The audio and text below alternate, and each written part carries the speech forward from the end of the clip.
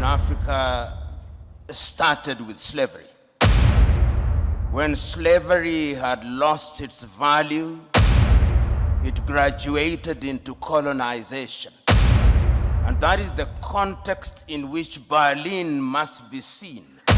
When the European powers sat in Berlin and divided the continent of Africa into spheres of influence. When colonization had lost its luster through a combination of certain realities and agitation from the continent, we regained our independence. But as John Henry Clark, that great African-American, said, we regained independence by mimicking European governance systems. And he rightly says, no African country will ever succeed on the basis of those systems. After that, the neo-colonial project was instituted. And all of us will remember Kwame Nkrumah's book, Neo-Colonialism, the Last Stage of Imperialism. And he there says the most dangerous. We are now in a neo-colonial stage when the European powers are at their most diabolical, when the Americans are at their most diabolical. And it's not lost on me that they'll be meeting in Hiroshima next week as the G7. And how do they interfere? They interfere militarily. They ensure that you in the military are trained in Sandhurst, are trained in West Point, so they affect your mind. They interfere diplomatically, sometimes through gunboat diplomacy. And that is why you see sometimes your typical European ambassador treats our heads of states in a condescending manner. They interfere through institutions such as the IMF and the World Bank. They interfere by ensuring that our economic infrastructure is beholden to theirs through dollarization. They interfere through education. They interfere by influencing our processes, by lending us advisors who tell us what to do. The neo-colonial project is alive and well, and it is at its most dangerous, and we Africans must smell the coffee. If we don't, they are going to continue to interfere. How else do they interfere? Through NGOs, Danida, CEDA, UKAID, USAID. These are Trojan horses that are introduced into our countries for the purpose of influencing our processes. And they infiltrate our institutions. Right now, if you look at the African Development Bank, look at the shareholders. It's Americans, it's Germans, it's Japanese, it's the French. And the Europeans have done their bit. They also interfere through post-colonial institutions, the Commonwealth of independent nations. They are not sovereign states, former French-speaking nations. These are the instruments that they interfere through. And how do we then deal with this situation? We Africans must now begin to recognize, and this was recognized as early as 1963, and the chair of the commission is here. They'll be celebrating 60 years in Addis Ababa, Ethiopia. And 60 years ago, on the 24th day of May, Kwame Nkrumah warned us. He said, if we are not united, they are going to interfere with us militarily. They are going to interfere with our economy. They are going to interfere with our agriculture. They are going to interfere with our health. Our duty, and I hope that when African heads of states and government meet in Addis next week, it will not be another jamboree at which pro forma speeches are read. I hope it will be an occasion to give meaning to Africa Agenda 2063. I hope it will be an occasion to give meaning to Africa Continental Free Trade Area. I hope it will be an occasion to revitalize the Malabo Declaration, the Maputo Declaration, the Yamoussoukro Declaration. In other words, we Africans, as I conclude, we Africans must stop operating in silos. Rwanda alone will not confront them. Burundi alone will not confront them. But if we go through the regional bodies and ultimately the African Union, we may indeed succeed in putting away this bulwark. And remember, it is no longer just Europe. There is a new scramble for Africa. The Chinese are here. The Turks are here. The Qataris are here. All of them are coming back. And the military bases that you see here is telling you that if you don't behave, we are going to use force. Sometimes I wish, and I'm saying this seriously, that we too had a nuclear weapon, because that is what Europe and America understands. I think that there is a sense in which there's the RECs, the regional organizations. East Africa is the one that I think is closest to integration. Because as I said at the very outset, we had the East African community, which, as you know, died in 1970, as well revived again in 1999. And the original members, Kenya, Uganda, and Tanzania, have subsequently, after the 1999 treaty, Rwanda are now members, Burundi are members, South Sudan is a member, and recently we admitted the Democratic Republic of Congo. The whole idea was to create a federation. And in the year 2004, the then heads of state did appoint a committee for fast-tracking. And a report was given talking about how we are going to have a common currency, a common tariff, and common services. And indeed, some of the things are already happening. It is only in the area of common currency, which we thought we would have in 2024, I don't think we will. And then, of course, the idea of having a political federation, as I've already said, there is a committee going round. And the idea of the federation is that we make sure that there is free movement of persons, and certain countries are ahead. Rwanda, for example, I think is ahead of the region in terms of offering opportunities for employment and permits. There are certain countries like Burundi which are still lagging behind. But the whole idea is that ultimately we'll have a confederation. And that confederation will be a confederation where we will have a president. In fact, under the fast-tracking document, all ministers in charge of East African integration ought to have moved and ought to have been operating from Arusha in Dar es Salaam by the year 2010. So that is moving apace.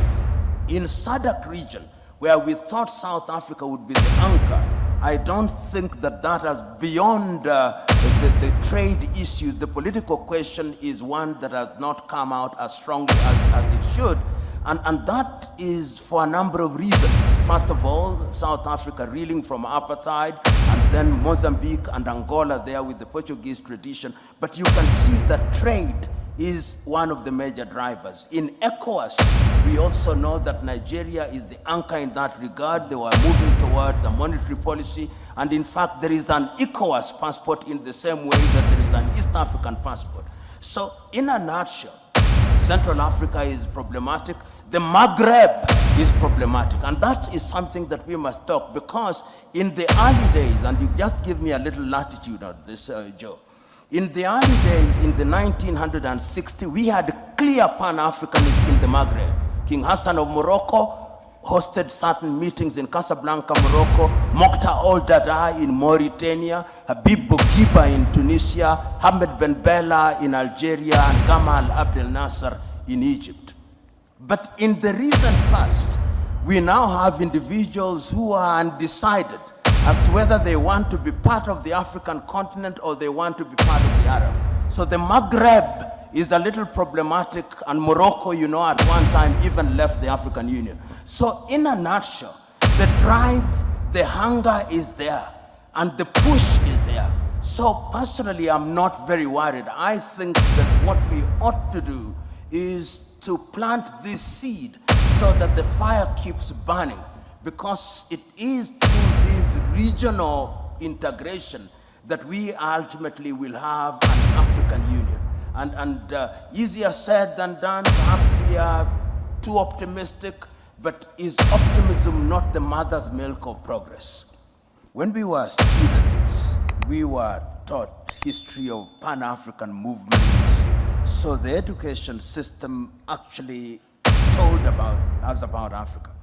I now know in many African countries where history is not taught. So when you stop teaching history, then you begin to see that we do not even know what is happening. And I think that one of the things that we must do is to look at our curriculum in our respective institutions of higher learning. It is only in that way that we'll begin to plant the seed of Pan-Africanism, and it is only in that way that we will educate our young people.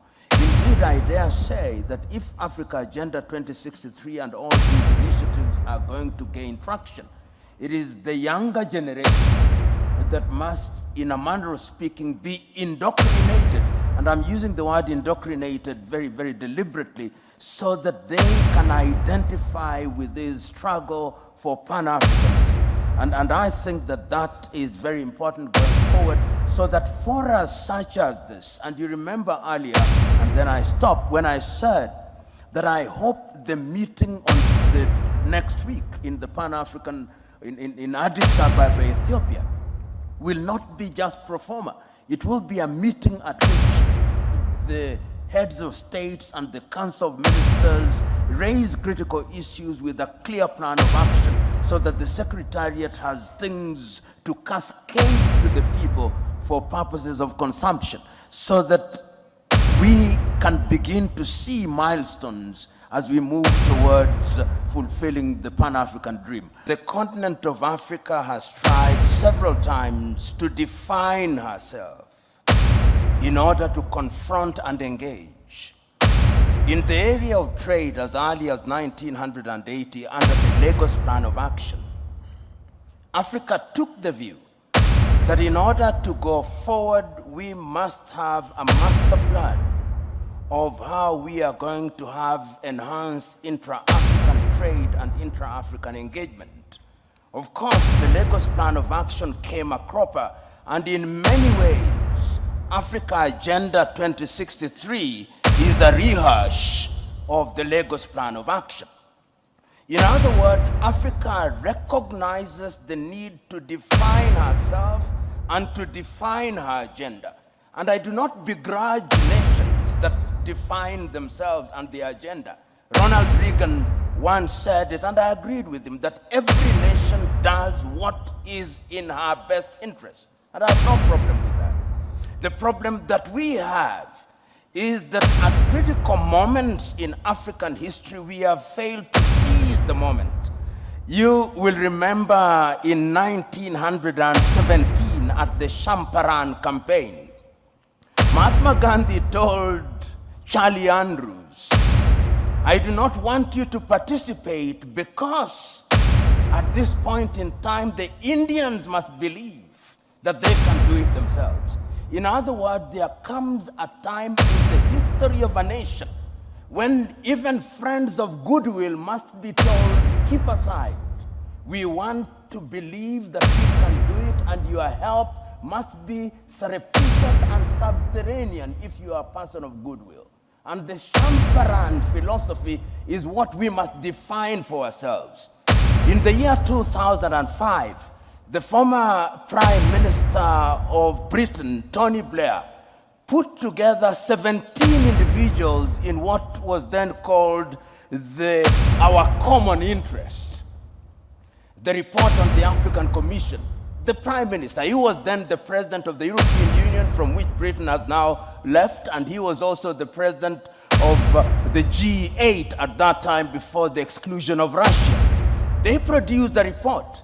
Right now, when I see the Blair Institute moving around Africa, they are implementing exactly what was in that particular report, and I have a copy of it, not for the benefit of Africa, but for the benefit of the Institute. And what they have done is to sugarcoat it and camouflage it for the purpose of hoodwinking Africa and for the purposes of creating creating an environment which benefits foreign companies to the detriment of the continent of Africa. So that some of these engagements are anodinal. They simply lull us into a false sense of security. Do I blame them? No. That is why I agree that we must decolonize all learning. I don't know who said it this, that if you have that the happiness of the slave is the comfort of the slave owner. And I am saying that if Africa does not recognize this, then Africa will never recognize and realize our potential. The saying goes that if you behave like grass, goats will eat you. And many times we in the African continent behave like grass, and we are fit for eating. And that is what I'm saying, going forward in a strategic engagement such as this, it is incumbent upon the continent of Africa. And remember I said there is a new scramble, sometimes subtle, sometimes not so subtle. There was 1 month in this continent when the Russian foreign minister was here, the American foreign minister was here, the Chinese foreign minister was here, the French president was here, the Turkish president was here, within a period of 2 weeks. What were they looking for? What is in their best interest? They engage little countries. They don't want to engage the East African community. They don't want to engage SADC. They don't want to engage ECOWAS, because when they are big, they are not manipulable. And when on the 14th and 15th days of last year, the African heads of states and government were summoned, and I use the word summoned very deliberately, to Washington, D.C. After the president had spoken to them and given them photo ops, Africa was given 60 billion. 54 countries, 60 billion. And then the American president started engaging in bilateral agreements with Burundi, with Lesotho, with Kenya. That is what we are saying, that going forward we must be conscious. And as to training, our own Ngugi wa Thiong'o, in a book called The River Between, tells his lead character Wayaki, go unto him, learn what he has taught you, but bring it home and customize it for the benefit of our people. Learning is universal and defies geography, but there is wisdom in using that learning for our benefit. And very lastly, how do we distinguish the institutional conceptual West, which is diabolical, and the individual members of those countries that actually sometimes are on our side? Institutionalized conceptual West, as articulated through government, is fundamentally diabolical. Their pretension to the contrary notwithstanding. And therefore, when we engage with them, we must have our guards up. We are capable, in my view, of discerning who is better, and that is the duty of our leadership. Our leadership doesn't do a good job out of it, and that is why the demand from the civil society, the demand from academia must remind leadership at all times, you are dining, and I'm using this as a term of art, that when you are dining with the devil, you must do so with a long spoon. Thank you. Thank you, Prof. I don't know that you wanted to respond to the issue of definition earlier on, or indeed any comments that you might have. Let us not drown ourselves in semantics. This is my view with due respect. First of all, let us remember that, and I always warn us Africans, if I was using my mother tongue to define interference, or using a Kiswahili word, what meaning would it carry? And sometimes we find ourselves prisoners of Portuguese, prisoners of French, prisoners of English, or any other colonial language which we have appropriated and which we now deploy in terms of engagement. History has demonstrated, and my good friend Kegoro said it, history has demonstrated not once, not twice, that the intentions appear to be noble in the beginning, but when they have come in like the proverbial Trojan horse, they go beyond their mandate. Show me what is happening to Libya today. Show me what is happening to the Central African Republic. Show me what is happening to Somalia today. They were all well-intentioned and see the product. A tree shall be judged by its fruit. A mango that says it is an orange is still a mango. Thank you.